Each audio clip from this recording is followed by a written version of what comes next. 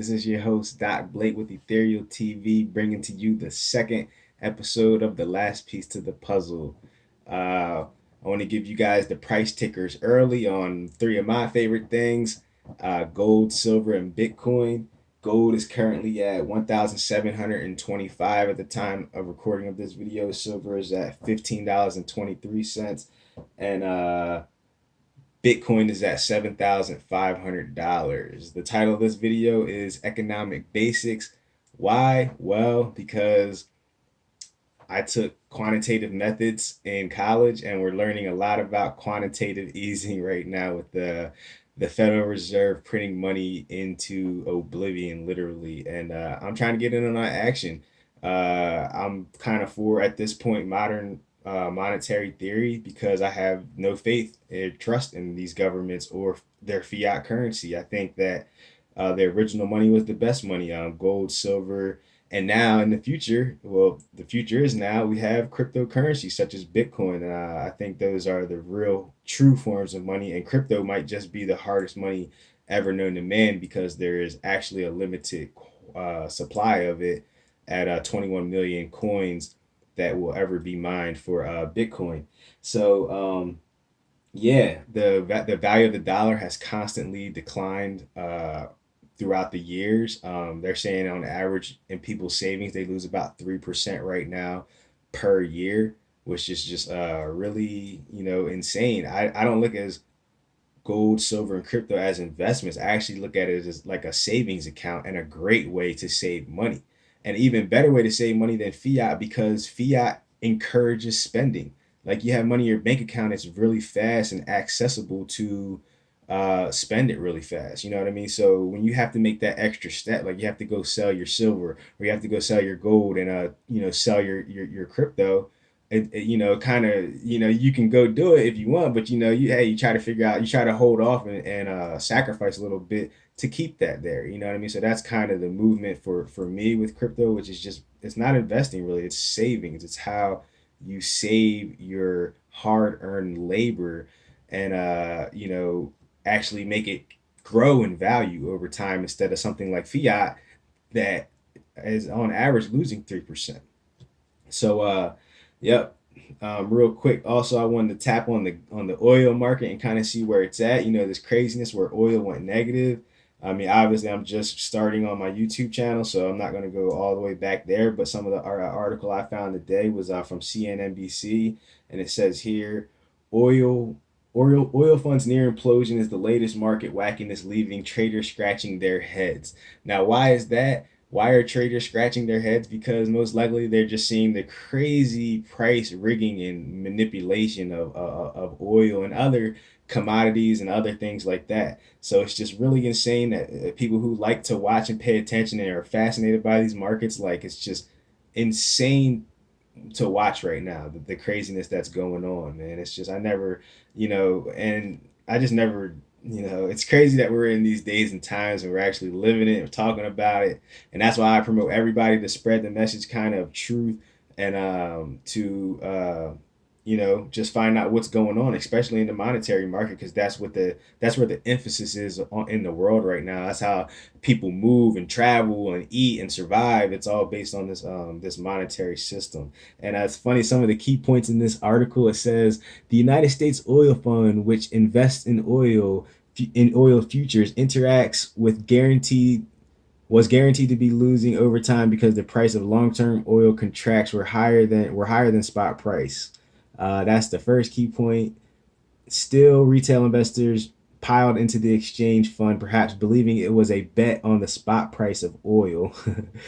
Yeah. The market is displaying a V-shaped recovery, even though the economy is not, which is very interesting.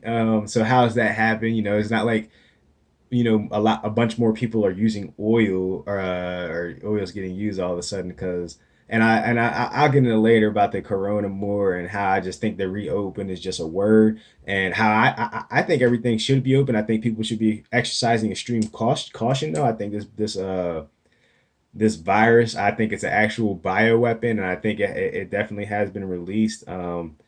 onto mankind, and it's going to change everything. And that's what people need to do. They need to embrace the new.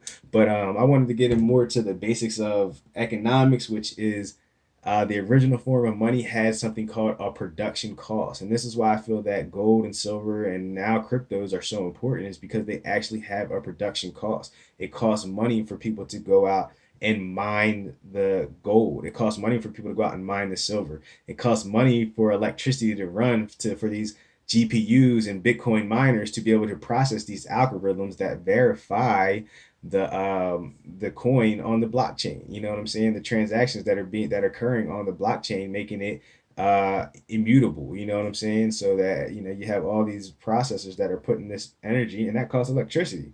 So those are the basic principles. Also, I think that there's a scarcity asset obviously involved in real money. The more scarce things they become more valuable. I mean, this is the basic concepts that we learn, like for things about like diamonds and rubies. The item has to be scarce. So it's really amazing to see what goes on in the with the Fed and the fiat printing, and just how it's just crazy out of control. And all I'm saying is, okay, do it, but let everybody get in on it, man. Level the playing field. Like, half these billionaires, they got so much money. You know what I'm saying? I'm not saying take it, but I'm saying if you're going to be giving banks money, if you're going to be loaning GM and these car companies money, the owners of those companies already made out like bandits. You know what I'm saying? The whole board, the executives, the vice presidents, the CEOs of those companies. You know what I mean?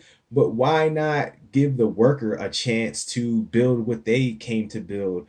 And if you, they people will keep their jobs. I think that's what they're scared of, is to like really help people out. And I mean, hey, we're already past that point of print infinite money, so we might as well just give everybody a chance at it right now and see what happens. You know what I mean? I think it's what's going to happen anyway. They're already offering bills like or things like $2,000 a month for every American. And hey, up it to 5 grand a month. You know what I'm saying? See, you really want to stimulate the economy. You really want to get people's electricity going. It's look how somebody reacts when they hit the lotto. You really want to get people out there, Trump. Break bread and stop breaking bread with your buddies on Wall Street all the time. Stop breaking bread with all the your the politician buddies and everybody that you want to, you know what I mean? Like, really look out for the people, and you'll see the response, in my opinion, of the energetic surge. Because a lot of people don't understand how limited access people have to resources and the ability to go out there and be successful. Because if you're starving, it's hard to focus on anything. You know what I'm saying? So it's time to hook the people up, man. That's basically what I'm saying. So yeah, those are your basics of money, basics of economics, and kind of why I think gold, silver, and crypto. And we'll get into more about what I think is going to happen with the debt, and how these big corporations and bankers, like I said, I think control is completely lost. Like, people that think this was some kind of government engineered, I mean, maybe slightly, but it completely went haywire, and nobody knows what the hell is going on. Unless the only people that are really benefiting are the freedom fighters and the people that want to depopulate the planet. And it's funny because those are on two opposite sides of the spectrum. But this is the only way that benefits, because the freedom fighters saw this coming. We saw this because we saw the lies all along. Once you see the lies, you know that, oh wait, and people get mad at you for telling the truth, but at the end of the day, it's like, yo, this is what's real. I'm just not believing in the bullshit. And then this has the potential to capitulate eventually, and that's what you're seeing now, especially with this coronavirus. The monetary system was already on the basis of collapse anyway, and people didn't even know that. Trump is pushing all this, because they have the ability to print as much money as they want. They can rig any market, so of course the market's going to be good. And that's what Trump was good at, and Steve Mnuchin and them. They're good at rigging markets. You know what I'm saying? And the Fed is good at printing money. You know what I mean? So of course all the retail, the housing market, and as well as the cars, and they're all inflated. The prices are way higher than what people can afford. But where we live in a debt-based society, where it's like, and from day one, debt has always been bad. I thought, just studying business and economics, debt has always been bad. But I'm not gonna go too crazy off on that stuff right now, but I will, and we're gonna talk about debt. We'll have whole episodes on debt and why it's the worst thing for mankind, and it needs to be wiped away with, and a clean slate for everybody. Forget all that control stuff. The control is out the window, governments. The control is gone. You completely lost faith and confidence in all, and you know, the people are done with you almost. You know what I mean? So now it's time to, you know, help everybody out. That's all I can say. It's time to help everybody out. So there you have it. It's your boy Doc Blake with the second episode of the last piece of the puzzle. Like I said, I'm just still getting my feet wet with this whole YouTube and everything, trying to get comfortable with it, man. I hope y'all come and support my channel. Peace. See y'all again.